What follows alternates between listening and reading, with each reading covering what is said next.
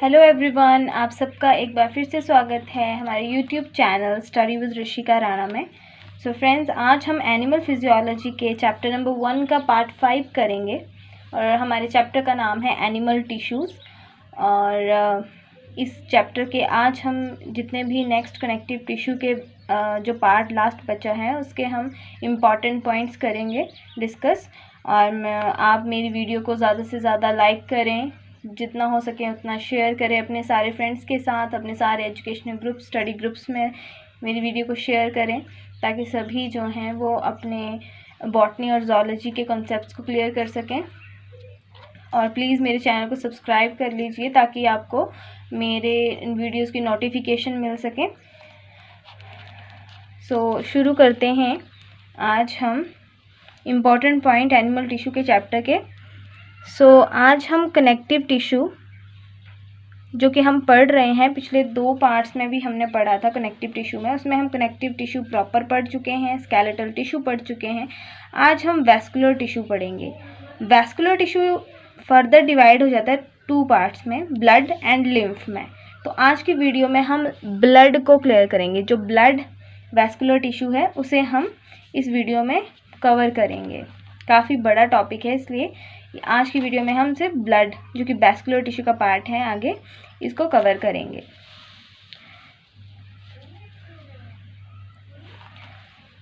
Blood further divide into 2 categories, एक plasma और formed substances. Plasma में water, proteins and other substances जितने भी हैं वो सारे प्लाज्मा में आ जाते हैं। फॉर्म्ड सब्सटेंसेस में आते हैं corpuscles and platelets. Corpuscles further divide into 3 types, RBCs, WBCs and thrombocytes. WBCs are further divided into 2 types. Granulocytes, agranulocytes. अब granulocytes जो होते हैं वो भी 3 तरह के होते हैं, बेसोफिल्स, एसाइनोफिल्स, न्यूट्रोफिल्स। और agranulocytes, मोनोसाइट्स एंड लिम्फोसाइट्स। आज हम इन सभी पार्ट्स के बारे में डिस्कस करेंगे। जितने भी इनके इम्पॉर्टेंट पॉइंट्स हैं वो सारे ही मैंने नोट डाउन किए हैं और मैं चाहती हूँ कि आप सभी ने साथ साथ में नोट डाउन करते हुए चलें। फर्स्ट पॉइंट है blood. Blood is a connective tissue because it has a intercellular material and matrix between its cell.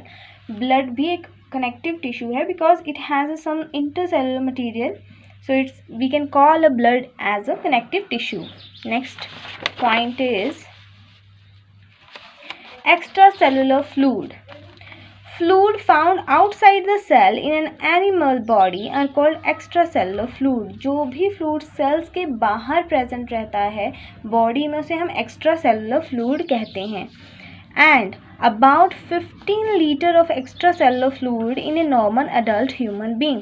एक normal adult human being में 15 लीटर extracellular fluid present रहता है। Important points हैं ये सारे। Next point is an average adult human being has about 6.8 liter of blood. Very important, बहुत से exam में पूछा जाता है एवरेज ह्यूमन बीइंग में कितना ब्लड पाया जाता है, तो 66.8 लीटर ब्लड। और इसका it form 6 to 10% of body weight. ये बॉडी का 6 से 10% का वेट बनाता है। pH ऑफ ब्लड का pH होता है 7.4। Next point is composition of blood. Blood में कौन कौन से जो पार्ट्स हैं, कौन कौन सी चीज़ें हैं कंपोज करते हैं ब्लड को। एक तो है plasma, RBCs, WBCs, platelets and thrombocytes. इन्हें हम यहाँ पे डिस्कस करने वाले हैं। सबसे पहले डिस्कस करते हैं plasma. Plasma contains proteins such as serum albumin, globulin, prothrombin and fibrinogen. These are very important proteins which are present in the plasma of the blood. Plasma is the colorless and the liquid part of the blood. So it contains the proteins serum albumin, globulin, prothrombin and fibrinogen. These are the very very important proteins. Prothrombin and fibrinogen plays a role in blood clotting. हमारे blood clotting में ये जो 2 proteins हैं, fibrinogen and prothrombins, ये बहुत help करती हैं। Blood clotting proteins भी कहते हैं इन्हें। सम ग्लोबिन्स कॉल्ड इम्यूनोग्लोबुलिन्स। ये हमारे इम्यून सिस्टम में वर्क करती हैं, इन्हें हम इम्यूनोग्लोबुलिन्स कहते हैं। कोलेस्ट्रॉल, हमारी बॉडी में, हमारी प्लाज्मा में, ब्लड की जो प्लाज्मा है उसमें कोलेस्ट्रॉल भी पाया जाता है, और कोलेस्ट्रॉल जो है उसका लीवर में ये बनता है। Cholesterol is produced in liver, और कोलेस्ट्रॉल की नॉर्मल हमारे बॉडी में रेंज होती है 50 to 180 mg। Food materials in the plasma. अब प्लाज्मा में कौन कौन से फूड मटेरियल रहते हैं? Glucose, amino acid, fatty acids etcetera. Increased glucose in blood cause disease called diabetes mellitus. जैसे मैक्सिमम लोगों को, मैक्सिमम नहीं, बहुत से ऐसे लोग होते हैं जिन्हें शुगर की प्रॉब्लम होती है, तो उस डिज़ीज़ को हम कहते हैं डायबिटीज़ मेलिटस। डायबिटीज़ मेलिटस, एक डायबिटीज़ इंसिपिडस है, वो डिफरेंट थिंग है, and diabetes mellitus is due to increased level of glucose in blood. So next point is normal sugar level in human person, in adult person, is 80 to 100 mg per 100 ml। तो ये normal ranges हैं जो कि normally हमें पता होनी चाहिए कि शुगर लेवल कितना है, 80 to 100 mg पर 100 ml। और नॉर्मल कोलेस्ट्रॉल लेवल रहता है 50 to 180 mg पर 100 ml। Next point is very important, anticoagulant in plasma. Plasma में जो पीछे हमने प्रोटीन्स पढ़ी थी, prothrombin and fibrinogens, these are the clotting proteins which help in the coagulation of the blood, and these are the anticoagulant in the plasma. Heparin, this is the natural anticoagulant, heparin, which is present in the plasma of the blood. heparin हमारे blood vessels में blood को clot नहीं होने देता, so it's called anticoagulant in plasma। next point is erythrocytes। हमने plasma पढ़ ली, now अब हम पढ़ेंगे आरबीसीज। इरिथ्रोसाइट्स को ही हम आरबीसीज कहते हैं, red blood corpuscles. RBCs feature is presence of red iron containing oxygen carrying pigment called hemoglobin। RBCs का बहुत ही important characteristic है presence of hemoglobin, which is the red color pigment which have a iron containing oxygen carrying pigment होता है ये, इसीलिए इसको हम haemoglobin कहते हैं। एक पिगमेंट है haemocyanin, blue copper containing pigment. Haemocyanin का कलर जो है वो ब्लू है, और ये कॉपर कंटेनिंग पिगमेंट है, present in brown, crabs and molluscs और क्रैब्स। और प्राउन में जो है वो हीमोसाइनिन प्रेजेंट रहता है pigment which is blue in colour. Octopus is example of molluscs, इनमें ब्लू कलर का ब्लड पाया जाता है जिसका पिगमेंट जो होता है वो हीमोसाइनिन होता है। Next point is shape of RBCs. Very important points हैं, प्लीज़ इन्हें नोट डाउन करते रहें साथ साथ में। शेप ऑफ आरबीसी, आरबीसी की शेप डिफरेंट होती है डिफरेंट ऑर्गेनिजम्स में। In fishes, amphibians, reptiles and birds have oval, biconvex and nucleated RBCs। अब जो amphibian fishes, reptiles and birds हैं उनमें जो आरबीसीज हैं उनकी शेप होती है oval, biconvex and nucleated. That means इनकी आरबीसीज में न्यूक्लियस प्रेजेंट रहता है, इनकी शेप ओवल और बाइकन्वेक्स होती है। But in case of mammals, जिसमें मैमल्स में हम भी आ जाते हैं, और डिफरेंट अदर मैमल्स, जैसे कि in mammals RBCs are circular, biconcave and denucleated. हमारी आरबीसीज जो होती हैं वो सर्कुलर रहती हैं और उन बाइकनकेव हैं और डीन्यूक्लिएटेड है। हमारी आरबीसीज में न्यूक्लियस प्रेजेंट नहीं रहता है, बट हम मैमल्स में भी एक्सेप्शन है। Camel and llama have oval RBCs. जो कैमल और लामा हैं ये, इनमें ओवल आरबीसीज प्रेजेंट रहती हैं। इम्पॉर्टेंट पॉइंट्स हैं ये सारे। Okay, next point is largest erythrocyte found in salamander amphiuma. This is the amphibian Salamander amphibia 0.25 mm is the largest erythrocyte found in amphibia, and the smallest erythrocyte found in mouse deer. Size is 1.5 micrometer. Elephant have largest RBCs among mammals, और mammals में सबसे बड़ी RBCs जो हैं वो होती हैं elephant में. So next point is number of RBCs. अभी हम RBCs के ऊपर ही सारे पॉइंट्स ले रहे हैं. Normal count of RBC is 5 to 4.5 million पर क्यूबिक मिलीमीटर ऑफ ब्लड. हमारी बॉडी में RBCs का नॉर्मल काउंट होता है 5 से 4.5 मिलियन पर क्यूबिक मिलीमीटर ऑफ ब्लड. इतने RBCs हमारे ब्लड में नॉर्मली होनी चाहिए. एनीमिया एक डिजीज़ है जो कि होती है due to decrease count of RBCs. जब भी हमारी बॉडी में RBCs का काउंट कम हो जाता है तो वो कॉज करता है anaemia.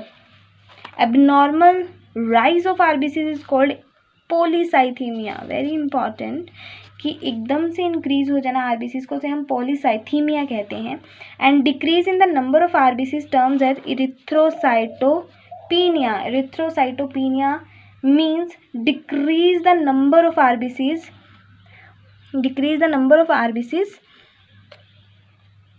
is termed as erythrocytopenia. next point है erythropoietin hormone. very important hormone.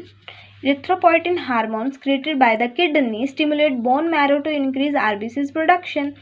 जब भी हमारी बॉडी में RBCs की डिक्रीज़ हो जाती है, RBC का लेवल डिक्रीज़ हो जाता है, तो हमारी किडनी एक हार्मोन्स क्रिएट करती है जिसका नाम है इरिथ्रोपोइटिन हार्मोन, जो कि स्टिमुलेट करता है हमारे बोन मैरो को कि वो RBCs की प्रोडक्शन को इंक्रीज़ कर दें. Next point is haemoglobin. Haemoglobin जो है वो एक कंजुगेटेड प्रोटीन है. दैट मीन्स ग्लोबिन एक प्रोटीन है और हीम एक नॉन प्रोटीन जो है वो एक ग्रुप है जो एक दूसरे के साथ कंबाइन करके कॉन्जुगेटेड प्रोटीन बनाते हैं, इसलिए इसका नाम हीमोग्लोबिन है. Mammalian haemoglobin molecule is a complex of 4 haem molecule joint with the 4 globin molecules. Very important point. इसलिए एक हीमोग्लोबिन है 4 ऑक्सीजन के मॉलिक्यूल जो हैं वो कंबाइन करते हैं हीमोग्लोबिन के एक मॉलिक्यूल के साथ. Normal HB level. हमारे बॉडी में नॉर्मल हीमोग्लोबिन का लेवल होता है 15 mg in 100 ml of blood, जिसे हम HB कहते हैं. वो 15 mg है normal in 100 ml of blood. So next point is RBCs contain cytoplasma but lose the nucleus, mitochondria, endoplasmic reticulum, ribosomes during development. Very important point है कि RBCs में सिर्फ साइटोप्लाज्मा रहती है और nucleus, mitochondria, endoplasmic reticulum, ribosome, ये सारी cell organelles सारी जो हैं वो नहीं प्रेजेंट रहती हैं RBCs में, और ये सारी जो हैं लूज़ हो जाती हैं during the development of the RBCs. Next point is formation of RBCs is called erythropoiesis. Very important. Erythropoiesis and haemopoiesis भी कहते हैं. Formation of the RBCs, erythrocytes. So next point is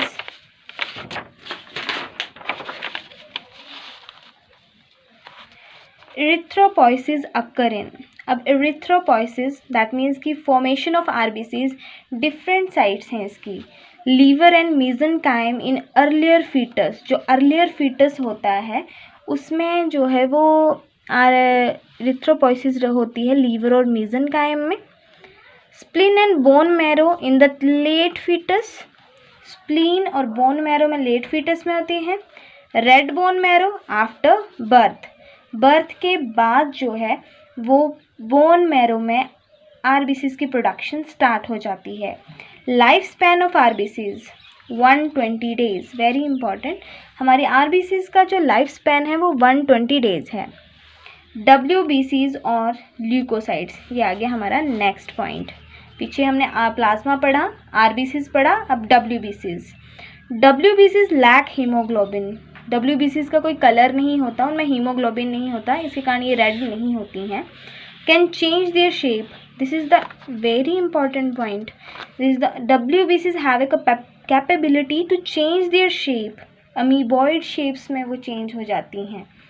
so count of WBCs जो है normal 5000 to 10,000 रहता है पर cubic millimetre.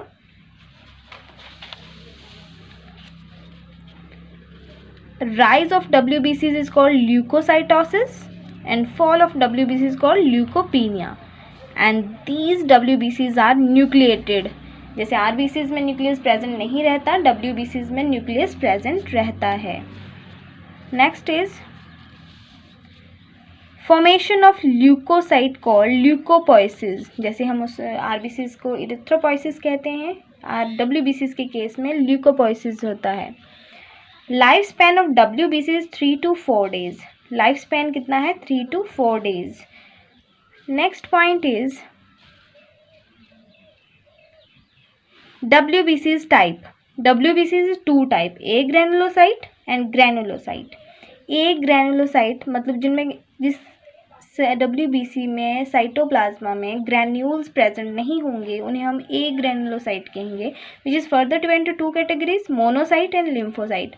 Monocyte is the largest WBC, very important. Monocyte जो कि मैक्रोफेज बनते हैं which engulf the bacteria and viruses and foreign antigens. And lymphocytes 2 type, T and B lymphocytes which help in the immune system, very important points हैं B and T lymphocytes। Next है granulocyte, जो WBC जिसकी cytoplasm में granules present रहते हैं उसे हम granulocyte कहते हैं, which is further divided to 3 categories, basophils, eosinophils, neutrophils. Basophils S shaped nucleus, eosinophils bilobed nucleus and neutrophils many lobed nucleus.